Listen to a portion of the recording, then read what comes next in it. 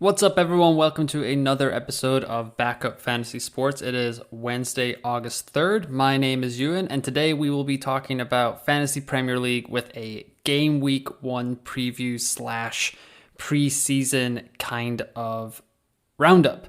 The game starts in 2 days. It's going to be very exciting. The first game on the schedule is Crystal Palace at Arsenal versus Arsenal on Friday night. To kick us off for the second year in a row, Arsenal playing on the road. Hopefully things go better for them this season than they did last year after a 2-0 defeat at Brentford. Next up on Saturday, we've got Fulham welcoming Liverpool in the early game before Bournemouth play Aston Villa, Leeds, Wolves, Newcastle, Nottingham Forest, Spurs welcome Southampton, Everton play Chelsea in the late game on Saturday. And then moving over to Sunday, we've got Leicester, Brentford, Man United, Brighton, and West Ham versus Man City in the late game to wrap up the first weekend of fixtures. Going to be action-packed. There's going to be overreactions, underreactions, everything you could possibly want. There's going to be a ton of content on Twitter, YouTube, this podcast, everything you can possibly think of and want is going to be available to you. So hopefully you choose this podcast to get some of your fantasy Premier League info and opinions. So today we're just going to go over some storylines, some dilemmas that we're all facing as the game week 1 deadline draws upon us. And then I will go over my current draft, some season predictions, and then I will get out of your hair. So I just went over the fixtures, lots of enticing matches to watch this weekend. I think Josh on Always Cheating Podcast said it best. Like, if these fixtures were in game week 20, we maybe wouldn't care as much about them. But just because it's game week 1, we're all super pumped just to get the Premier League and FPL back on our screen. So going with the first storyline here is, are you brave enough to go against the Egyptian king in Mo Salah? And we can keep this pretty short and sweet. I don't think so. I don't think you should. He's currently in 59.6% of teams. That's a lot. Top scorer in the game last season. He's got at least 230 points every campaign since the 2017/18 season. It might be boring, but getting a lot of points is never not fun. So I think just having Salah is such a great way to set up your base. I think I've said it a couple of times this preseason, but it's kind of like fantasy football. You can't win your league in the first round, but you can lose it if you pick that bust. And going with Salah is kind of just going with that 3-down back that gets touches every drive. You can rely on him.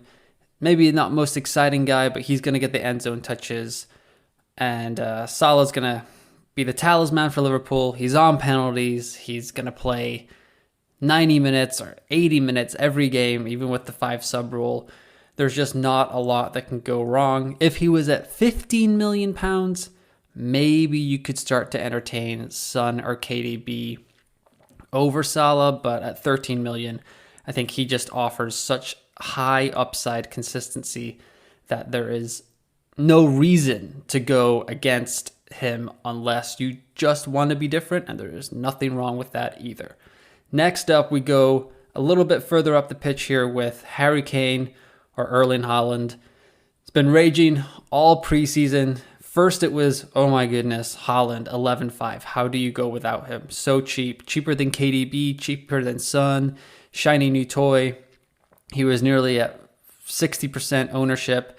It's dropped down now to 47.6 after a slightly underwhelming preseason, but underwhelming in preseason, oxymoron there just because it is preseason. Like, he's not going to go all out, but integrating into a new team, into the Pep system, it does bring up some question marks. But Harry Kane is 26. He's on 26.1% of teams as of this morning when I checked. Last season, he came in with 17 goals and 11 assists. He's had at least 17 goals every season since 2014/15. So You can count on him to put the ball in the back of the net. He's averaging 199 points every year over the last 8 seasons. Spurs seem to be taking a step forward. I think they're separating themselves from the rest of the pack. I think they are going to be closer to the Man City Liverpool tier than the Arsenal Chelsea Man United tier this year. I think they've added depth. They've got approximately 1,700 wingbacks now on their team. Kane was much more of a facilitator last year in Conte's system, dropping deep, spreading the ball to Son.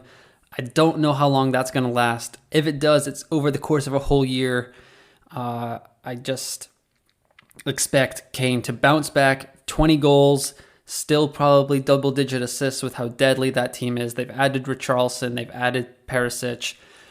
He's been firing on all cylinders in the preseason, multiple goals, even in their last friendly against Roma, where he wasn't on the score sheet when they lost 1-0. He should have scored one. He headed one just over the bar. He should have won a penalty, and he had a goal disallowed for offsides, barely. So Kane is looking phenomenal. He is also, like Salah, the talisman of Tottenham. No disrespect to Son Heung-min, but he's nailed. He has no chance of rotation. Maybe he gets taken off once every while in the 80th minute, the 70th minute, but Kane is just as safe as they come for a premium forward spot. Whereas Holland, like I said, he's on 47.6% of squads. First year in the Premier League. Does he have that Bundesliga tax? Tough to say. City have a ton of options. Pep, not afraid to rotate. They are fully concentrated on long-term winning the league and getting that Champions League that has eluded them for so long. So I expect once that comes along that Holland will be rested a lot more, whereas Kane, I can see him playing pretty much every game. Maybe he doesn't play the League Cup anymore just to get him some rest when necessary. But Tottenham's going to go where Harry Kane goes, and he's looked phenomenal this preseason. Whereas Holland missed a couple of chances in the Community Shield, only played that one game against Bayern where he did score. The opening fixtures are delightful for Manchester City. No denying that. They have the second easiest schedule over the first 6 weeks, according to the Fantasy Football Scout fixture ticker. And he is coming in red hot. In 2.5 years with Dortmund, he played 67 matches, and he came away with 62 goals and 16 assists. So that is a 1.04, or he came away with a 1.04 expected goals plus expected assist rate as well. The only thing to concern about is the minutes. So I'm currently rolling with Kane because I only have Perisic as my Spurs kind of contingency. But if Pep did come out in his press conference this week and say that Holland is definitely starting game week 1, he's definitely starting game week 2 with a rest of a whole week for these first few weeks before Champions League and stuff starts.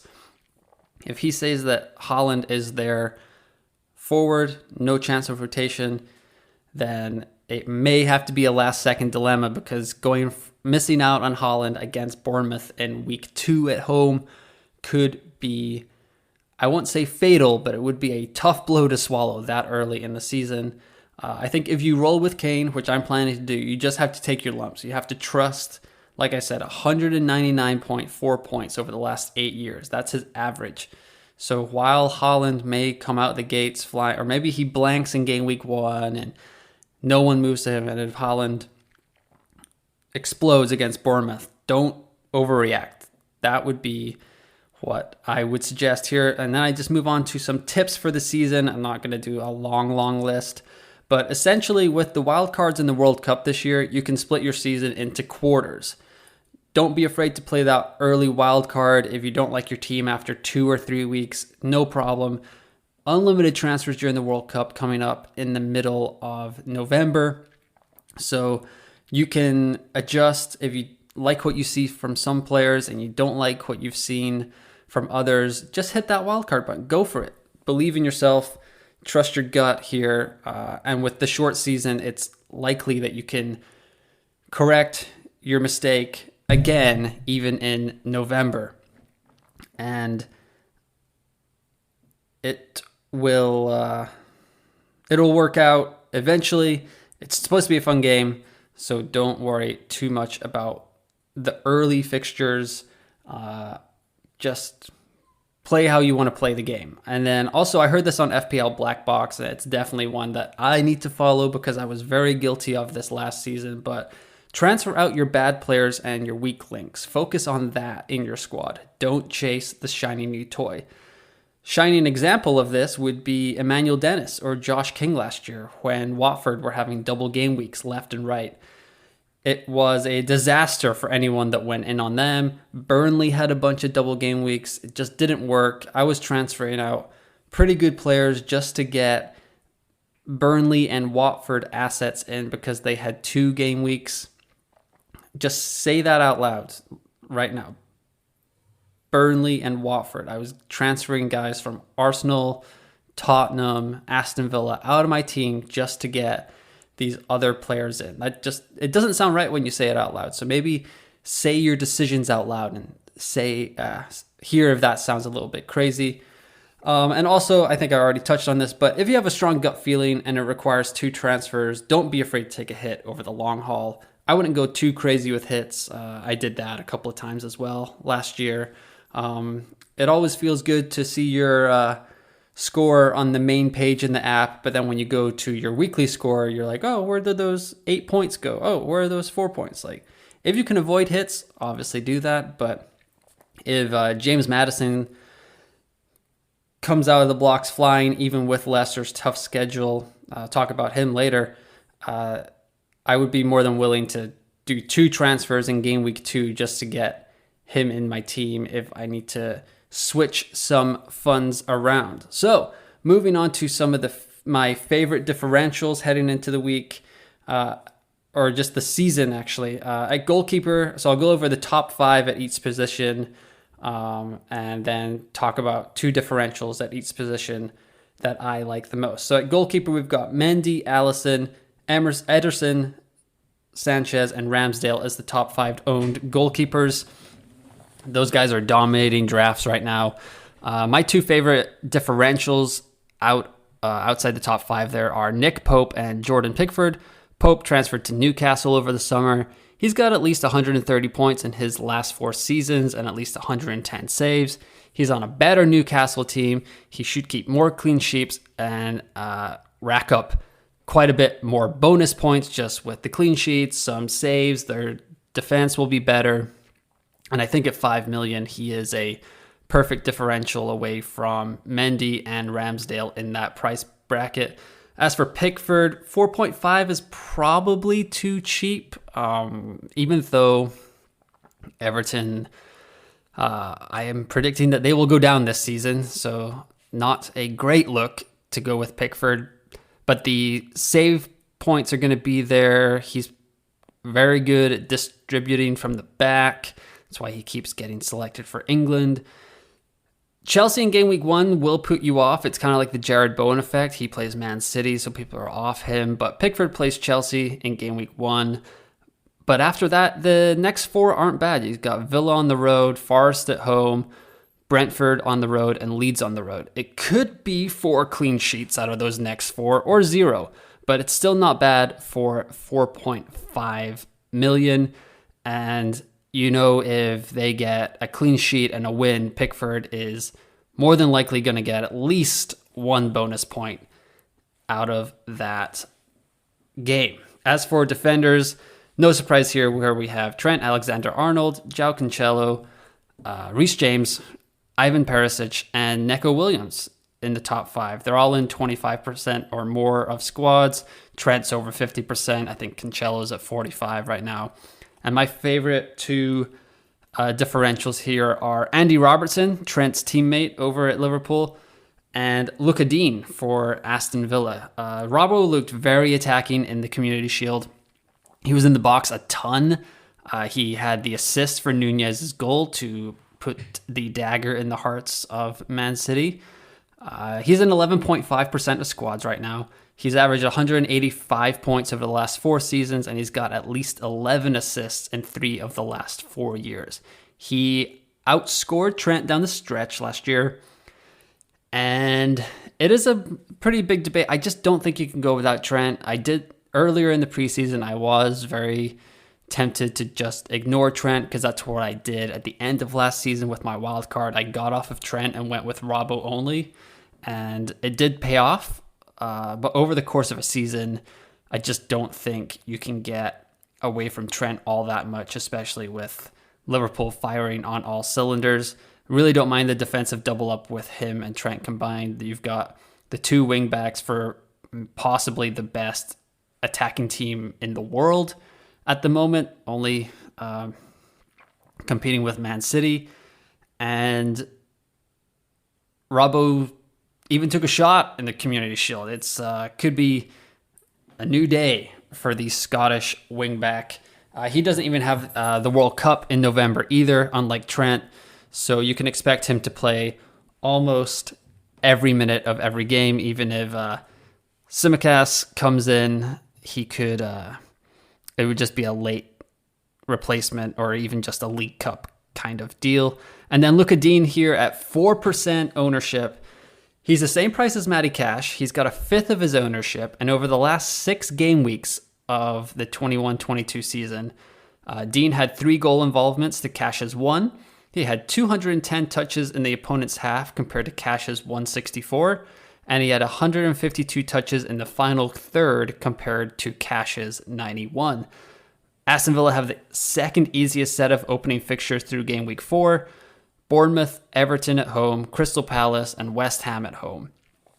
If he can sneak a goal involvement or 2 and a couple of clean sheets from those 4, I would be more than happy with Luka Dean's performance through the first 4 game weeks.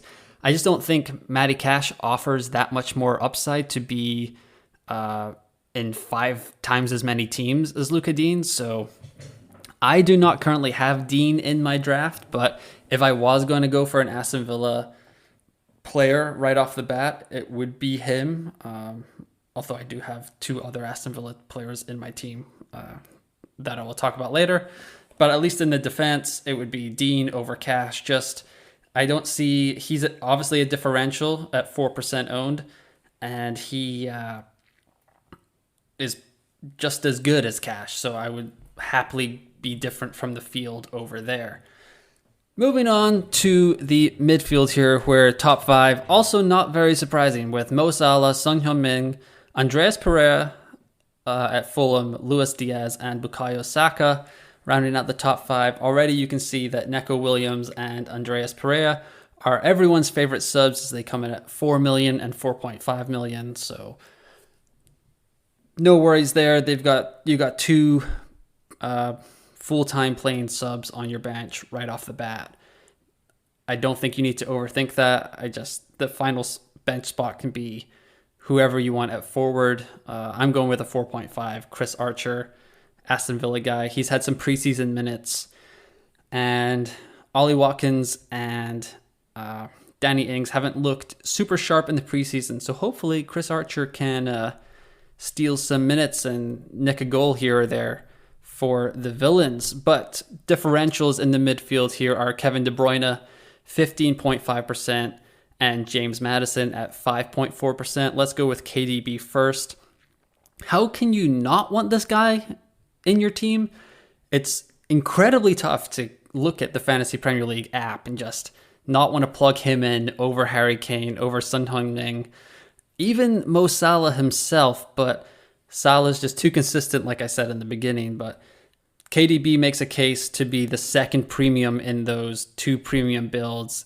If you're going freemium, I think he has to be in there. There's no other option for me other than Salah, KDB, and then you can choose whoever you want out of Son, Holland, and Kane. But yeah, everything Man City's going to do this year is going to go through the Belgian. He's been on fire in the preseason. He's played 3 games. He's played all 3 games of Man City's preseason tour, which is not a lot, but 71 minutes, 80 minutes, and another 73 minutes in Saturday's Community Shield. He scored 2 goals. And the most important thing is he's healthy. He scored at least 195 points every season in FPL, where he's played at least 2,100 minutes, which is just over 23 full games.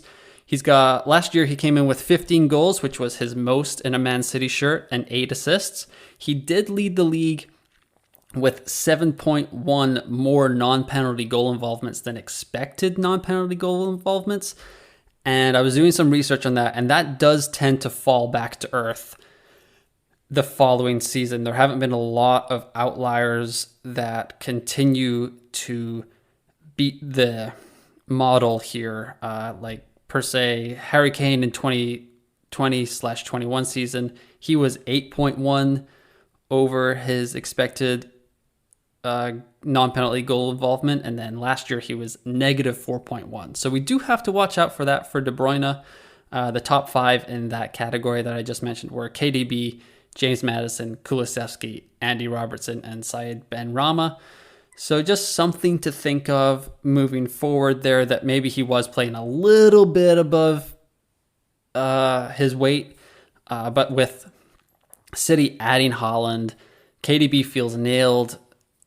Sterling's gone. Jesus is gone. Zinchenko's gone. KDB is the main creator for the defending champions. And it would not be surprising if he completely smashes this season and leads FPL in points and actually beats Mo Salah. But we will have to wait and see. And kind of with the game week 1 template, it's just, I'd rather go with Mo and be wrong and adjust quickly to KDB than go with KDB and then realize, oh my goodness, I thought I was smarter than everybody else. And I was so wrong. So that's why I don't have KDB in my lineup right now. Over to James Madison for Leicester. He's been in my brain since the game launched. I cannot get him out of my head. The way he ended last season, he had a career high 181 FPL points, 12 goals, 11 assists. I think he had multiple returns in 3 or 4 of the final 6 game weeks, even when Leicester was in Europe. The problem with Madison right now is there are rumors that he could be getting moved. Leicester seem to be about to have a fire sale of their premium prized assets here, with Kasper Schmeichel apparently out the door, heading to League One. Newcastle have made a £50 million bid for Madison. Apparently Leicester say he's worth 60.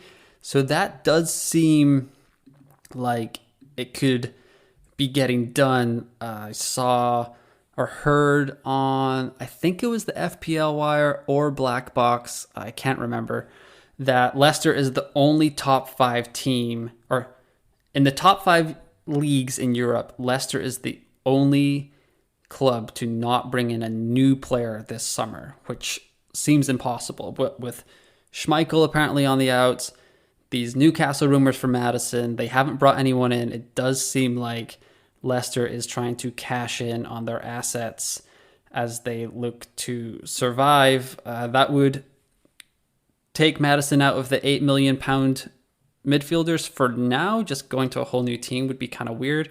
It would bring Harvey Barnes into play, which could be interesting.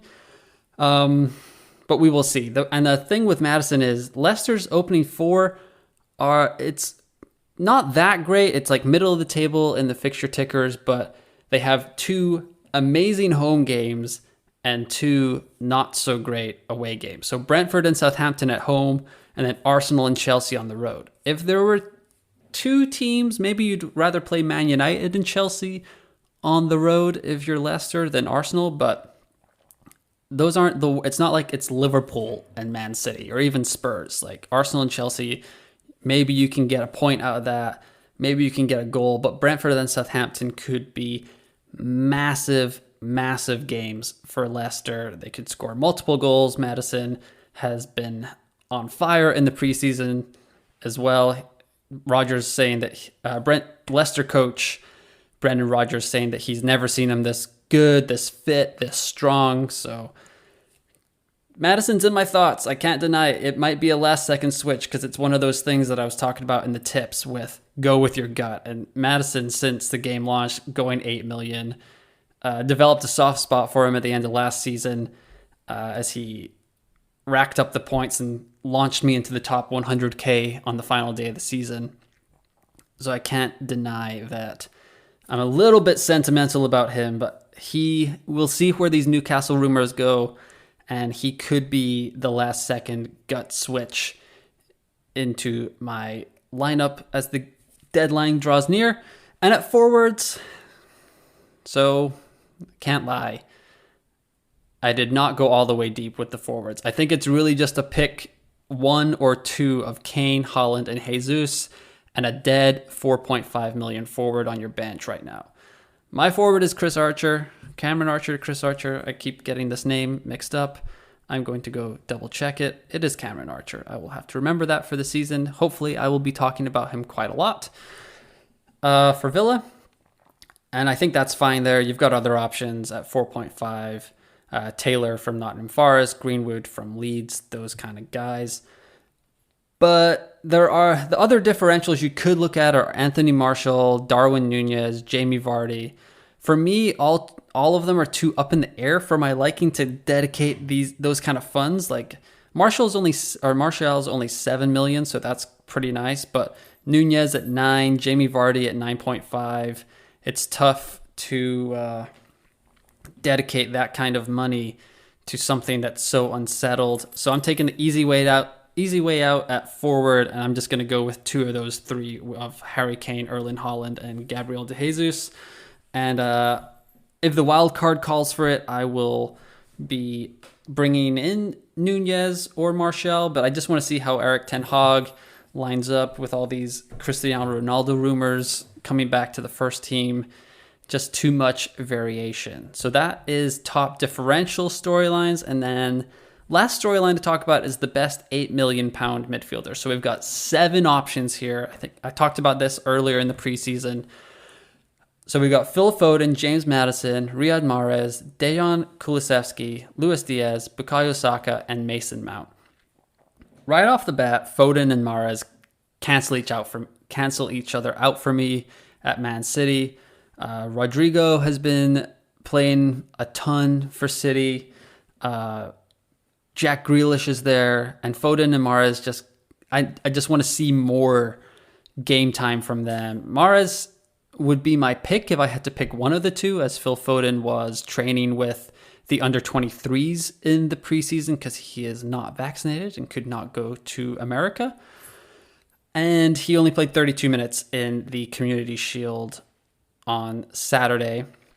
So I'll eliminate the Man City assets, kind of trying to narrow it down here to the best £8 million midfielders. Saka is on penalties for Arsenal. He's looked good. He's really nailed. But for me, he would have to be my third Arsenal asset, as I have Jesus and I have Martinelli in my team right now. So that's where I'm leaning there. As for Kulusevski, I already, with Kane and Richarlison, Kane and Perisic, I have 2 Spurs assets. I worried about his rotation because with Richarlison coming into the team, they've got Son Heung-min. There's rumors of him moving to wing back. There's a lot of rotation risk here. Kulusevski was phenomenal in the back half of the 21-22 season when he came over from Juventus. I just need to wait and see what his minutes look like with all of these new introductions into the Conte team. Luis Diaz for Liverpool. Obviously a phenomenal option with Salah and all the open minutes and chances that Mane's departure will open up for Diaz to take over. It's definitely not a 1-for-1 replacement. I have seen that a lot. Don't really agree with that. I think Diaz is not as much of a poacher as Mane. He likes to take his shots from outside the box, loves those SportsCenter top 10 highlight plays, whereas Mane was right in around the 18-yard, 6-yard box, just picking off chances left and right. So I do like him a lot. But the problem is if you go with Diaz, you have to give up Robertson or even Trent. assuming you're keeping Salah. And I like the Liverpool double up in defense right now with Robbo and Trent more than the Liverpool attack. I just want to spread out my assets a little bit more in the attacking front. I just prefer to play that way. I don't mind doubling up in defense because with Robbo and Trent, they just offer so many avenues to points. That's what I would prefer in my squad.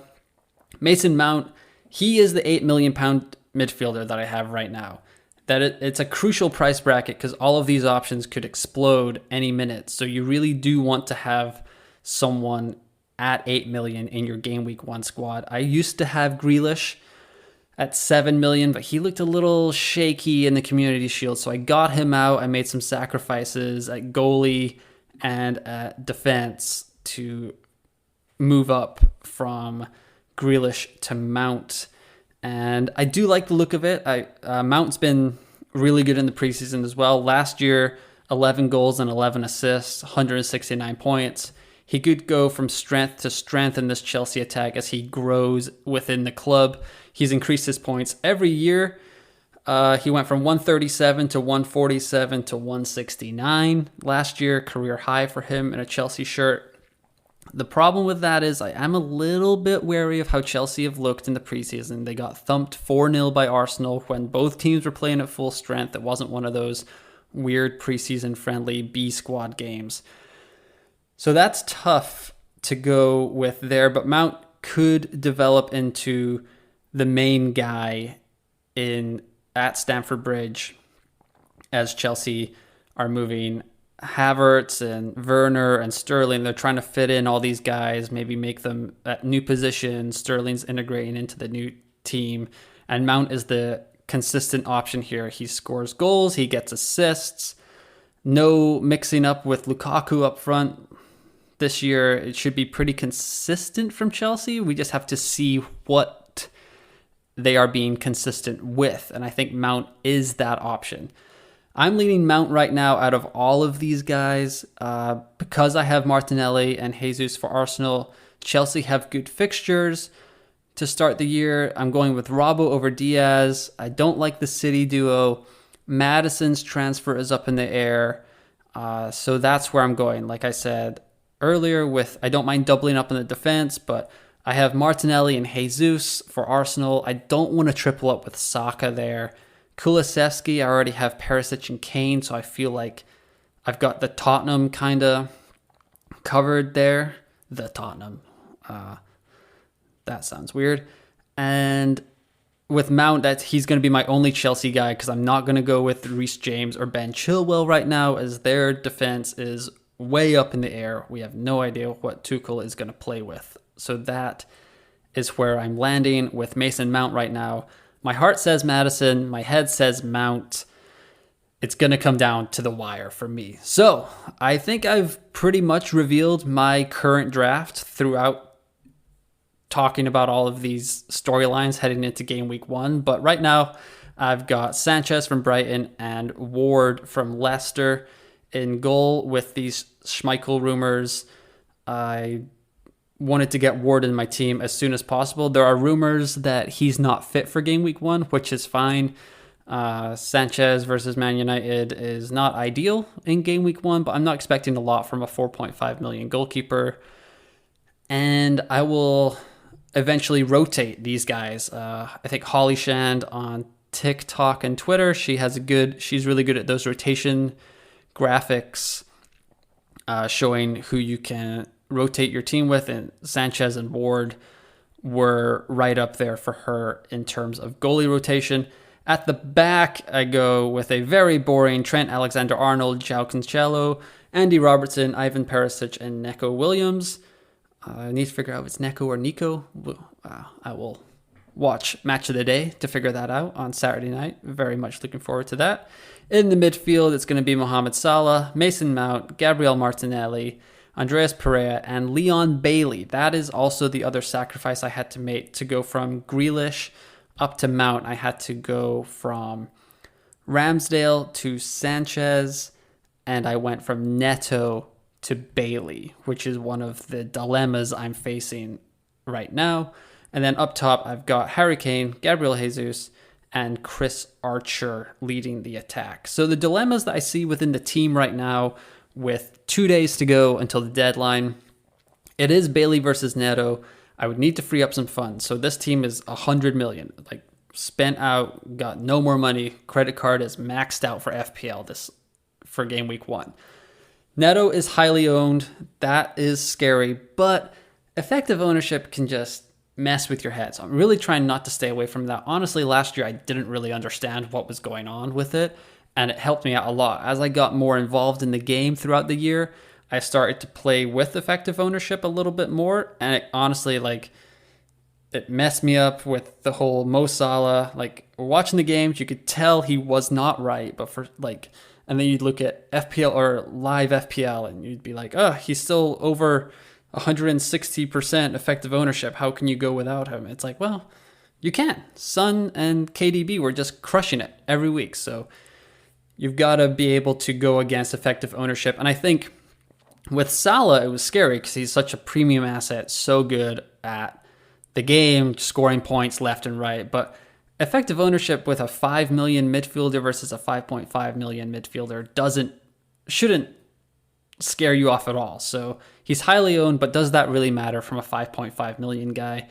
I don't know. Wolves have looked pretty good in the preseason, but they also scored the second fewest amount of goals in the Premier League last year. They just lost Raul Jimenez. They don't have another forward. Neto could be the biggest trap in the game, if you ask me. The other debate here is Robbo and Cancelo. I'm not going without Trent Alexander-Arnold. That's not happening at all. I could get rid of Robbo or Cancelo to upgrade Sanchez to Ramsdale and Bailey to Neto, or free up some other funds here and there.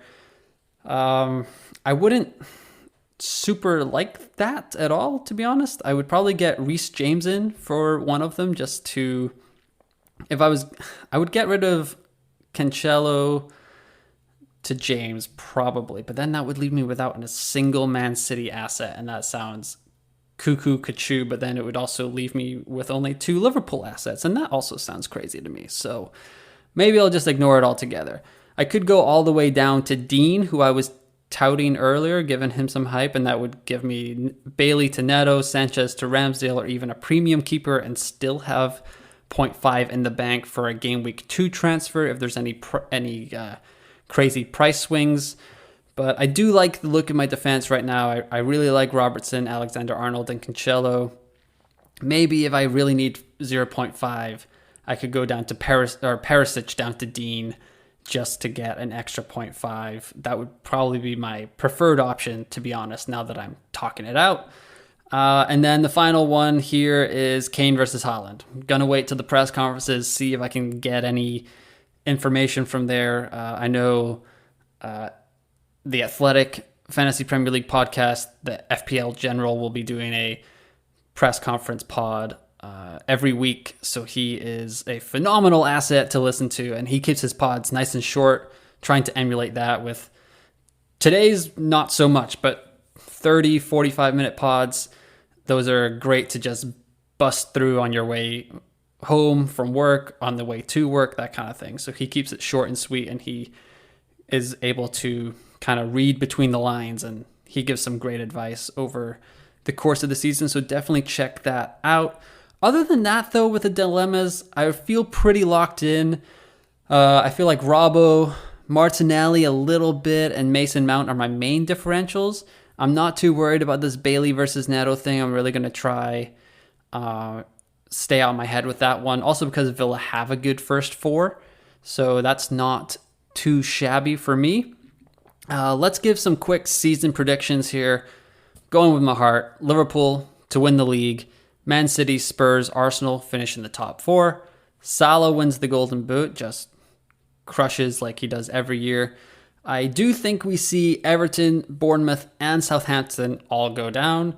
I will say that Salah will lead FPL in points. I think the biggest flop will be any Man City midfielder not called Kevin De Bruyne.